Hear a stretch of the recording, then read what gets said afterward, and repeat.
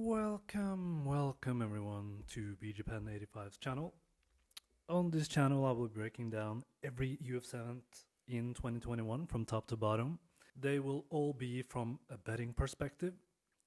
Just to introduce myself a little bit, I'm a guy from Norway who has been a long time UFC fan. For the last 6-7 years I have been making money on MMA as a second income. The reason why I think you should be subscribing to my channel is that I will be sharing which bets I'm going to make. I am not a hobby bettor. I bet on every UFC event to make a living, and hopefully my perspective will enrich you, teach you how to avoid the most common pitfalls in MMA betting, or if you just want to tune in for the sake of boredom, that's okay as well.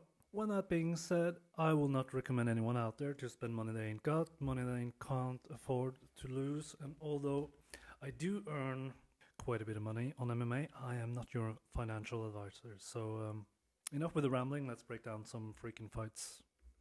Okay, you guys, we got a fight here. Austin Lingo versus Jacob Kilburn. This is the featherweight division. Lingo, he's coming off a loss to Yusuf Salal almost a year ago. Before that, he had 3 first-round finishes in LFA. Kilburn, he is coming off a submission loss to Billy Q and 2 knockout wins in the regionals. And before that, he had a second-round submission loss to Bobby Moffett. Okay, so to my thoughts on this fight. What I found is that Jacob Kilburn, he doesn't have a good enough ground game, in my opinion, to compete in the UFC. This is evident in 2 fights in particular. The one is the Bobby Moffett fight and the other one is the Billy Q. My second point is that his display of a poor fighter IQ in both of these fights is just outrageous. Let me just quickly comment on that. In his fight against Billy Q, he comes out in the second round after being totally dominated and managed to severely overcommit on the combination, and shortly thereafter he gets taken down and he gets submitted. Prior to this he faced Bobby Moffett. Similar things happened. After getting mounted and almost finished in round 1, in round 2 he comes out, carelessly throws a spinning roundhouse kicks. Let me rephrase. He carelessly throws a spinning roundhouse kick to a guy that have just taken him down and dominated him. What happens? He loses balance in a slapstick fashion and he gets submitted. This is outrageous, people. Like, this wasn't enough. I went through, his prior fights. He gets dominated by a guy, 8-9 record on the ground. So I have a general distrust to Jacob Kilburn's ground game. I do think this is more than enough to make a bet.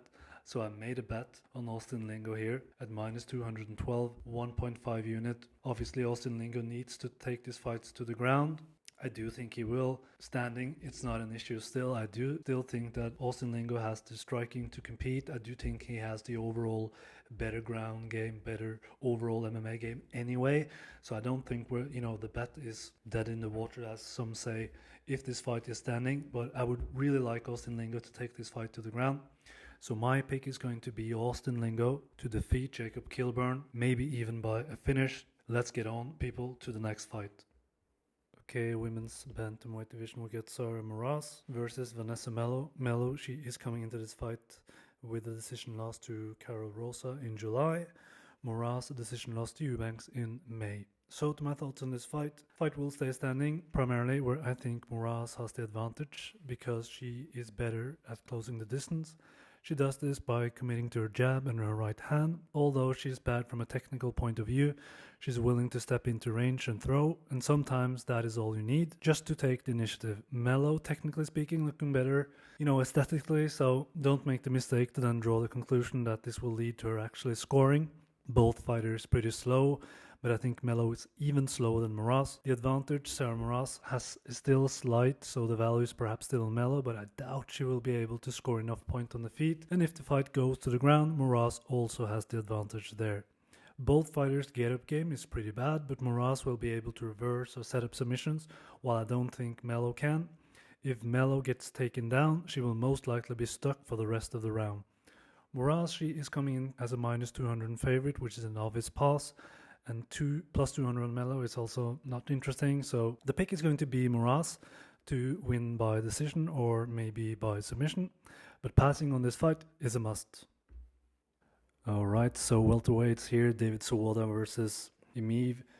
Zawada, he is coming off an upset win over Abu Bakr Nurmagomedov in November 19. Before that, he had 2 losses against Jingliang by 3rd round TKO and a split decision loss to Danny Roberts. Ramzan Emeev, he is coming off a victory against Nicholas Dolce back in July 2020 and a decision loss to Anthony Rocky Martin. As for the fight, I think the fight will stay standing. I think Emeev is the overall better fighter. He has a better sense of distance since he's more athletic, has fought the better competition. He's just overall the better fighter. Zawada, well, he's not bad. He has pretty decent grappling. His striking is a bit herky-jerky. As long as the fight will stay standing, I do think that he will win this fight. I do also think that if the fight ends up on the ground, Emeev will hold his own. It won't be a problem for him. Emeev is low volume though. That's the issue with him. Price of minus 250. It's not great. I do still understand if someone wants to put him in a parlay for a smaller sum. For me, that's okay. I don't like him for a straight bet. So for those reasons, I will say that my pick is going to be Emeev. But in terms of a bet, it's a no bet. Let's go to the next fight. So to Mike Grundy versus Nick the Carney Lentz. Nick Lentz, he is coming of a loss by unanimous decision to Arnold Allen. Also a second loss to Charles Oliveira by TKO. Grundy, he is coming of a knockout win over Nad Niramani and also a decision loss to Evloev. Okay, so to my thoughts on this fight. Initially, I was actually contemplating betting Grundy. Post-tape, I wasn't. What I found is that the issue with Mike Grundy's striking is so vast, it actually put me off. It's not coming along. I don't feel he's improving. The evolution is just not there. He landed 3, 6, and 11 strike in his fight against Evloev. That's close to an embarrassment in my opinion. Standing, I actually favor Lentz. On the ground, I do have to favor Grundy. Overall, I favor Grundy slightly, as I do think his grappling advantage will be enough. But boy, am I not confident, honestly. It's just too many advantages for Nick Lentz, basically. He's more experienced, better striking. But overall, I do lean Grundy. He's the more agile, stronger, more athletic fighter all around.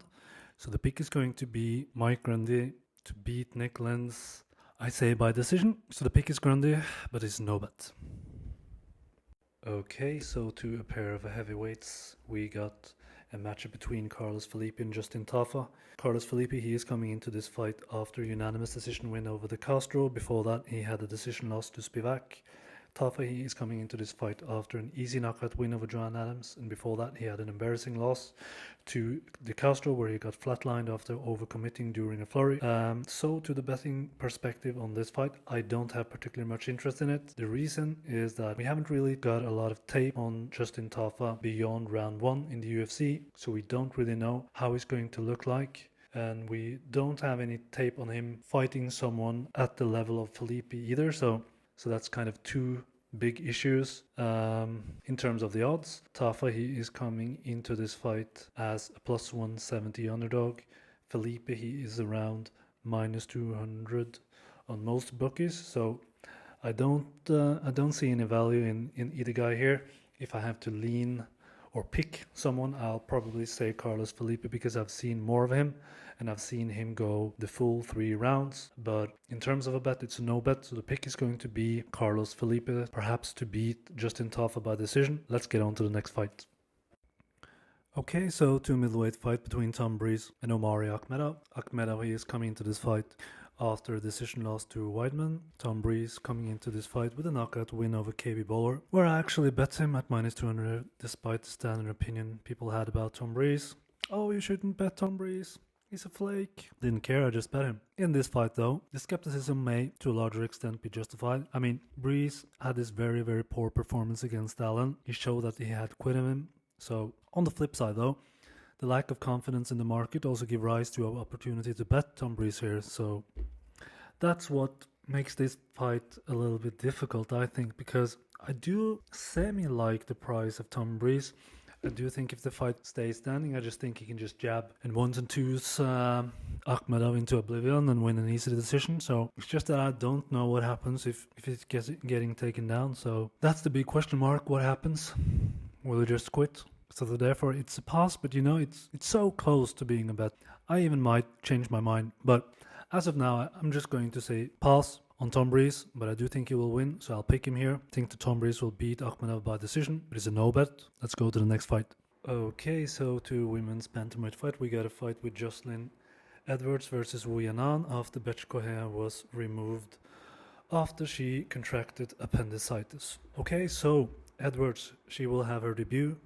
I have watched some of her fights. She is a striker with a mediocre ground game. I couldn't find her fight with Sarah Alpar, but I watched her fight with Brenda Gonzalez. That was 2 years back. Gonzalez, she is a 9-4 fighter who has fought in RFA, Pancrase, and King of the Cage.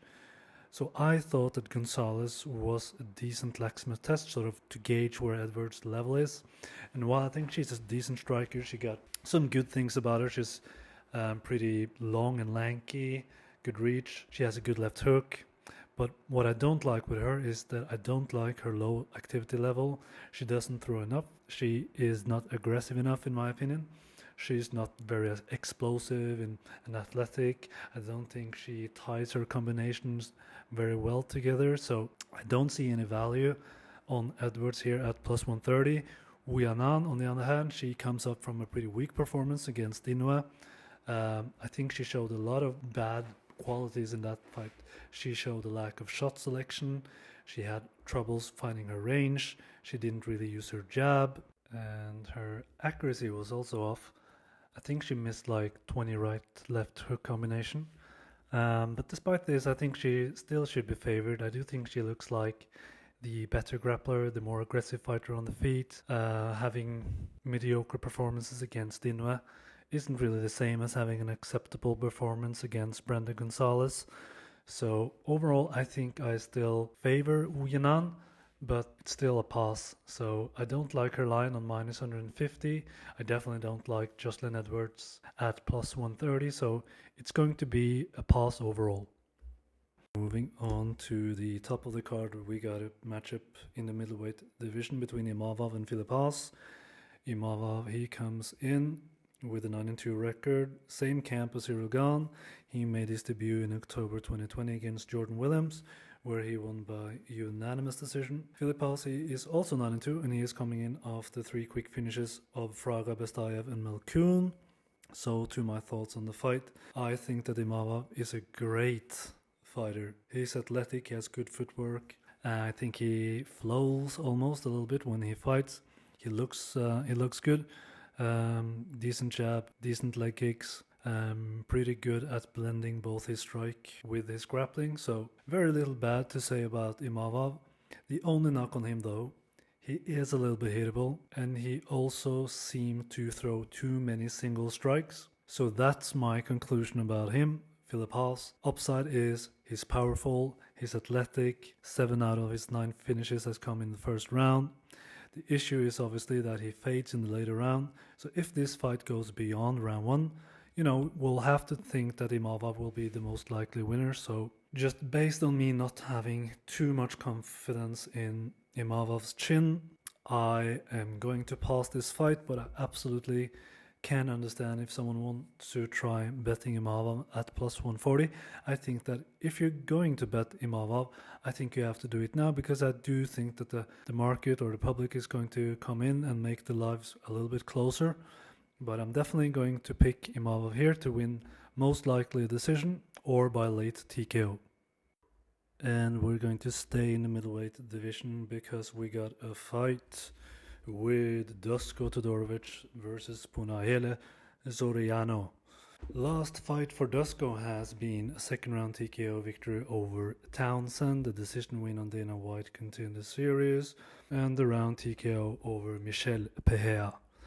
Soriano, he is coming over a win against Jamie Pickett and Oscar Pietosha. Soriano is explosive, powerful, athletic. He doesn't fight with a jab. In his fight against Jamie Pickett, he missed like 20 hooks and he never thought about changing the strategy, so that's definitely not positive. X factor in this fight is how the wrestling will influence the fight. Can Soriano take Dusko down for longer periods of time? Can he hold him up at the fence? Can he clinch him and win points that way? Obviously I do think that Dusko has an advantage if this fight will stay standing, and I also lean that is the most likely scenario, that Dusko will fend off takedown attempts and win a pretty decisive decision. But at the same time, I'm not that confident in it, so I will just pass. I don't think minus 160 is worth it. But the pick is going to be Dusko Tudorovic to win by decision, but it's a no bet. Okay, so we're going to stay in the middleweight division with a matchup between Alessio Chirico and Joaquin Buckley. Buckley, he is coming off 2 impressive knockout victories against Impukus Tanganai and Jordan Wright. The Chirico, he is coming off 2 decision losses to Ahmedov and to Cummings. Just going to be pretty brief here. I think the story of this fight will be that Buckley will just blitz in with his powerful hooks. I don't think the Chirico will be able to hold Buckley down for any longer periods of time, and that's really it. I know there's tape out there where a guy named Logan Storley in Bellator 3 years ago, he managed to actually take Buckley down. But I do think that the more likely scenario is that Buckley has acquired some takedown defense and probably improved. So that's more of an assumption, I guess, but I still not like the price. I mean, minus 280 to find out whether Joaquin Buckley has acquired takedown defense or not. It's just a no-go for me. But I think my pick is going to be Buckley to win by decision or maybe a knockout. But as of a bet, this is a pretty clear pass. All right. Jingliang versus Santiago Ponzninibbio. Santiago, he is coming back from a layoff after crushing Magny 2 years ago. Jingliang, he is coming into this fight after a career-defining loss to Magny. So to my thoughts on this fight, I think that Santiago should be able to pick Jingliang off from a distance using kicks or jabs. If it wasn't for the layoff here, I think this would be a probably easy win for Santiago. I just think his jab is too good. I just think his leg kicks, his lateral movement will be too much for Jingliang.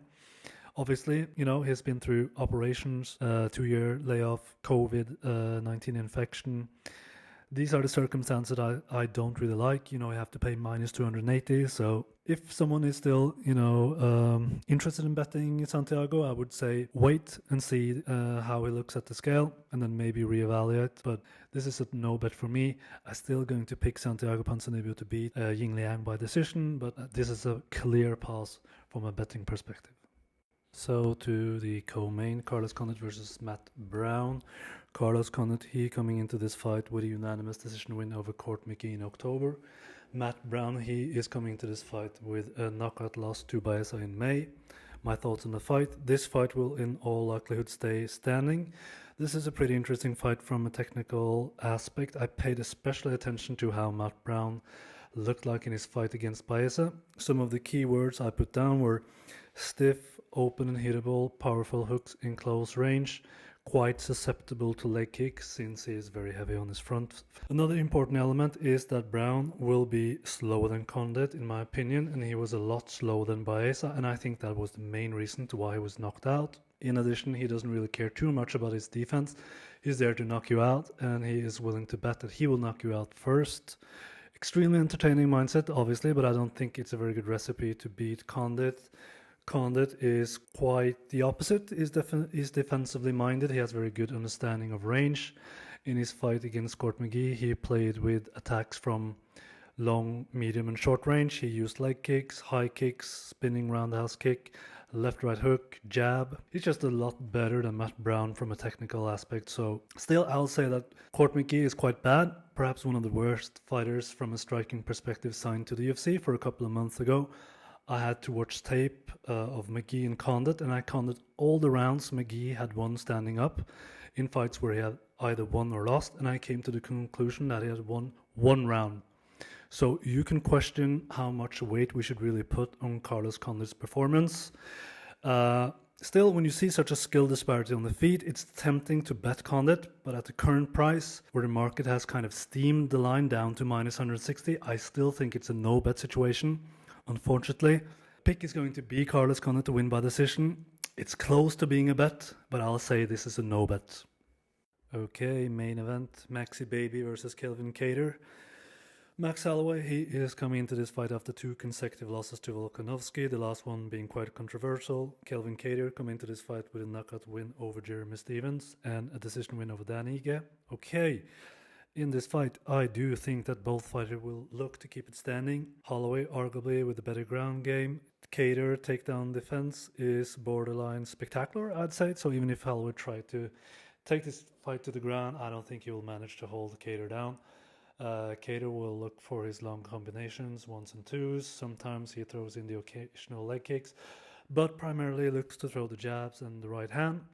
Boxing and power advantage definitely goes to Kattar here, but the overall striking diversity probably goes to Holloway. So I'm not so confident in this fight, to be honest. I think the fight is quite difficult to break down. I do think the fight will be quite close, and that means from a betting perspective, you should probably be directing your focus to get a good price. Minus 160 on Holloway in a 50-50-ish fight feels like you're getting ripped off, but at the same time, it feels wrong to bet against Holloway on Kattar at plus 130. So I won't bore you guys with a long breakdown. I just feel this fight is really, really hard to bet, and I just don't know what will happen. So if you can get like plus 170 or something for Kattar, I think that's a great price. I will bet it, but it's a reluctant side with Holloway as a pick, probably by decision. So yeah, that's all, folks. Let me summarize. On this card, I only had one bet. That was Austin Lingo at minus 212 for 1.5 units.